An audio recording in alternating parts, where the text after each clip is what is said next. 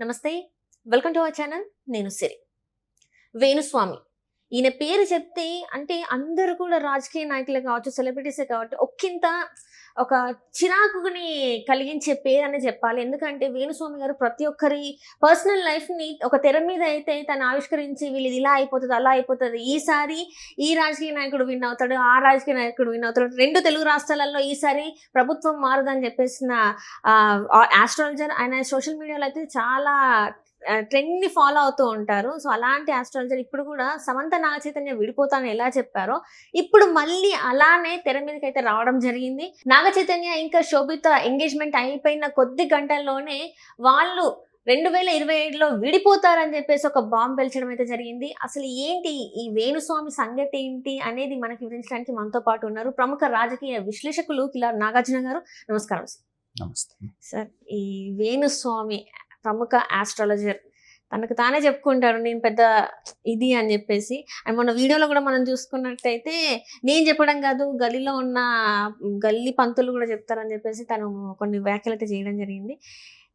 మొన్న 8/8/2024 నాడు శోభిత నాగచైతన్య ఎంగేజ్మెంట్ జరిగిన ఆ కొద్ది గంటల్లోనే వీళ్ళది జాతకరీత్యా ఎలా ఉంటుందో ఏంటో అని చెప్పేసి నేను నెక్స్ట్ డే లైవ్లో చెప్తాను, వీళ్ళ గురించి మొత్తం నేను చెప్పేస్తాను, వాళ్ళు ఎలా ఉండబోతున్నారు ఏంటి అని. నెక్స్ట్ డే చూస్తే పెట్టేశారు 2027లో వీళ్ళిద్దరు, ఒక అమ్మాయి ఒక స్త్రీ వలన వీళ్ళిద్దరు విడిపోతారని మళ్ళీ ఇదే దాంతో. అసలు ఈయనని అసలు ఎలా చూడాలంటారు? ఈయన వ్యాఖ్యల్ని నిజంగా నమ్మాలంటారా అసలు? యాక్చువల్గా ఒక రాజకీయ విశ్లేషకులైనటువంటి మాలాంటి వాళ్ళం ఈ వేణుస్వామి లాంటి వాళ్ళ గురించి మాట్లాడటం అనేటువంటిది మాలాంటి వాళ్ళకి దురదృష్టం. అయ్యో. ఎందుకంటే సమాజంలో మనుషులే కాబట్టి మాట్లాడాల్సిన పరిస్థితి వస్తుంది. కుక్క తోక వంకర అని ఒక సామెత విన్నారు కదా. ఆ కుక్క తోకను ఎంత మనం సరిచేయాలన్నా మన 2 చేతుల్లో ఉన్నప్పుడు సరిగ్గా ఉన్నట్టే ఉంటుంది, కానీ వదిలేస్తే మళ్ళీ దాని వంకర అది చూపిస్తూ ఉంటుంది. అలాంటి వాడే ఈ వేణుస్వామి. ఎందుకంటున్నానంటే దారుణమైనటువంటి తన యొక్క ప్రిడిక్షన్స్లో అత్యంత దారుణంగా ఫెయిల్ అయ్యి మళ్ళీ ఎప్పుడు కూడా నేను నా జీవితంలో రాజకీయ నాయకులకు కానీ సెలబ్రిటీస్కి సంబంధించినటువంటి జాతకాలు నేను చెప్పనని 2 నెలల క్రితం ప్రామిస్ చేసినటువంటి వ్యక్తి మళ్ళీ ఇవాళ వచ్చి మాట్లాడుతున్నారంటే అతను మనం మనిషి కేటగిరీలో నుంచి తీసేయాలి. నెంబర్ 1.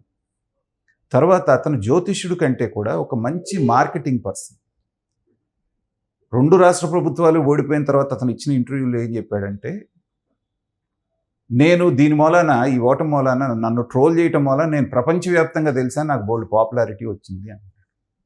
నెగిటివ్ అయితే ఏంటి, పాజిటివ్ అయితే ఏంటి, నాకైతే పాపులారిటీ వచ్చింది అంటున్నా. అంటే ఒక మంచి వ్యక్తిగా పేరు రావటం, ఒక దొంగగా పేరు రావటం 2 ఒకటే అవుతుంది. అతని దృష్టిలో ఏంటంటే దొంగగా వచ్చినా పర్వాలేదు, నేను ప్రజల్లో ఉండాలి. ఇతను చెప్పినటువంటి జాతకాలన్నిట్లో ఒకే ఒకటి ఫ్లూక్గా తగిలింది ఏంటంటే, ఒక రాజకీయ మన ఒక సెలబ్రిటీ జంట విడిపోతుంది అన్నాడు. అప్పటికి నాగచైతన్య ఆ అమ్మాయి అని కూడా తెలియదు ఇతనికి. సహజంగానే ఇండస్ట్రీలో సంవత్సరానికి ఒక జంట విడిపోవటం మనం చూస్తూనే ఉన్నాం. సో ఎప్పుడో ఏదో ఒకటి జరగకపోదా అని వెయిట్ చేస్తున్నాడు మనాడు. చక్కగా అది జరిగింది. జరగడంతో అప్పటి నుంచి మీరు గమనించండి, ఇతనికి ఎక్కువ క్రేజ్ పేరు వచ్చింది కూడా నాగచైతన్య సమంత అది చెప్పడం మూలాన్ని.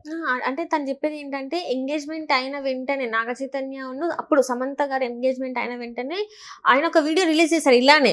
వాళ్ళు కొన్ని రోజులు మాత్రమే కలిసి ఉంటారు, తర్వాత విడిపోతారు అని చెప్పేసి. 2021లో ఆయన అంటున్నాడు కానీ ఆ వీడియో ఎవరి దగ్గర లేదమ్మా. అతను ఏమన్నాడంటే తర్వాత చెప్పాడు, ఒక సెలబ్రిటీ జంట విడిపోతారు అనేటువంటిది. ఆ సెలబ్రిటీ జంట ఇదైంది వాళ్ళ దురదృష్టం కొద్ది. సరే అయిపోయింది. మరి ప్రభాస్ విషయంలో ఏం చెప్పాడు, ఇంకా కెరియరే లేదు ఇతనికి, అయిపోయింది ఇతని కెరియర్ అని చెప్పాడు. అన్న తర్వాత 2 బ్లాక్ బస్టర్లు వచ్చింది. మొన్న కూడా కల్కి రూపంలో ఎంత పెద్ద హిట్ వచ్చిందో మనం చూసాం. అలాగే చంద్రబాబు నాయుడు గారు మళ్ళీ సీఎం అయ్యే పని లేదు, 20 సంవత్సరాల వరకు జగనే అన్నాడు, ఏమైందో చూసాం. కేసీఆర్ విషయం చెప్పారు చూసాం. ఇంత చేసినా కూడా అతని దగ్గరికి ప్రజలు వెళ్తున్నారు చూసారా. వాళ్ళని అంటాను నేను, ఇంత మూర్ఖత్వం ఎందుకు మీకు? ఇప్పుడు అందరూ మర్చిపోయింది, నంద్యాలకి బై ఎలక్షన్స్ వచ్చినాయి ఒక టైంలో.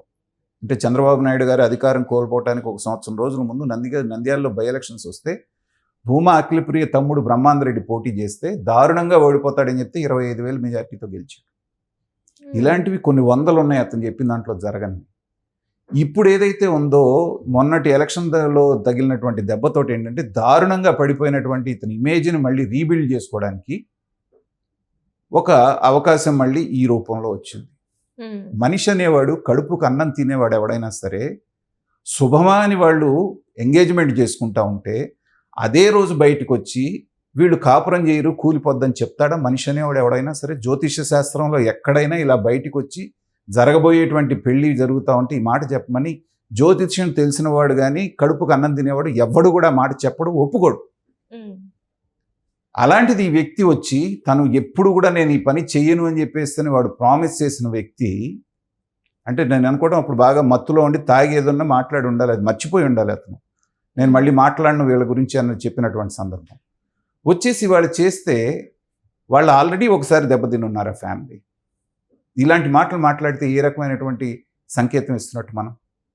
ఇలాంటి వ్యక్తుల్ని నేను అనటం ఏంటంటే కోర్టులు జోక్యం చేసుకొని సుమోటోగా కేసు బుక్ చేసి లోపలేయాలి పోలీసులైనా సరే. ఎందుకంటే ఒక వ్యక్తి యొక్క వ్యక్తిగత జీవితంలోకి వెళ్ళి దూరి చూసి అన్లెస్ వాళ్ళు అడగకుండా నీకు అధికారం ఎవరిచ్చారు? సెలబ్రిటీస్ అయినంత మాత్రాన వాళ్ళు ఏం చేస్తారు ఏంటనేటువంటిది మీ ప్రచారం కోసం వాళ్ళ మీద అవాకులు చవాకులు పేలేటువంటి అవకాశం నీకు ఎక్కడిచ్చారు? తొందరలో కనుక చట్టబద్ధమైన చర్య అటు పోలీసులు కానీ ఇటు కోర్టులు కానీ వ్యక్తి మీద తీసుకోకపోతే అందరూ కూడా నాగార్జున గారి ఫ్యామిలీ లాగా మిగతా వాళ్ళలాగా సౌమ్యంగా ఉంటారు. ఎవరికో ఎప్పుడో ఏదో మండింది అనుకోండి, ఏదైనా చేయకుండా పని చేశారనుకోండి తన్ని, తర్వాత మళ్ళీ లా అండ్ ఆర్డర్ ప్రాబ్లం పోయింది అంటారు. అంటే ఆల్రెడీ ఒకసారి ప్రభాస్ గారి పెద్దమ్మ గారు అయితే ఎవరు ఈ వేణుస్వామి అసలు ఎలా పడితే అలా మాట్లాడుతున్నాడు అని చెప్పేసి కూడా తను కొంచెం ఫైర్ అయ్యారు ఒక వీడియో. ఇలాంటి వాళ్ళకి తోలుమందం జనాభానమ్మా, వీళ్ళకి సున్నితంగా చెప్తేను ఇలా విమర్శలతోటి ఇదే అవుదావు. గొంగళ మర్యాద అని ఒకటి ఉంటుంది వెనకాల, మీరు విన్నారో లేదో. గొంగళ మర్యాద అంటే ఏంటంటే ఆంధ్ర సైడ్ చెప్తూ ఉంటారు, ఒక వ్యక్తిని కొట్టాలి అంటే 10 మంది ఉన్నారు మీ పేరు తెలుస్తుందని భయపడుతున్నారు అనుకోండి, మీరు మనుషులతోటి అతని మొహం మీద దుప్పటేసి చుట్టూ 4 కొడతారు. కొట్టిన తర్వాత ఎవడైతే కొట్టించాడో వాడే దుప్పటి తీసి సరే రే భలే ఆయన మంచి ఆయన వేణుస్వామి ఎందుకు ఇలా కొడుతున్నారు అంటారు. దాన్ని గొంగళ మర్యాద అంటారు. సో అలాంటివి జరిగే అవకాశం ఉంది అతనికి. ఎందుకంటే ప్రతి వాళ్ళ మీద సెలబ్రిటీ అనగానే వాళ్ళ మీదకి వెళ్ళిపోయి వాళ్ళ జీవితాల్లో ఏం జరుగుతున్నాయి, ఇట్లా నాశనం అయిపోతారు, అట్లా పోతారు, ఇట్లా పోతారు అని మాట్లాడే అధికారం వీళ్ళు ఎవరిచ్చారు? ఏమన్నా అంటే వామనాచారంలో ఇవన్నీ కూడా కరెక్టే, ఇవన్నీ చెప్పొచ్చు, ఇలాంటి పూజలు నువ్వు చేయొచ్చు. వామనాచారమో నీ గ్రహచారమో ఇంకేం మాట్లాడుకుంటావో నీ దగ్గరికి వచ్చి అడిగిన వాళ్ళకి, నిన్ను నమ్మిన వాళ్ళకి ఏమైనా చెప్పు.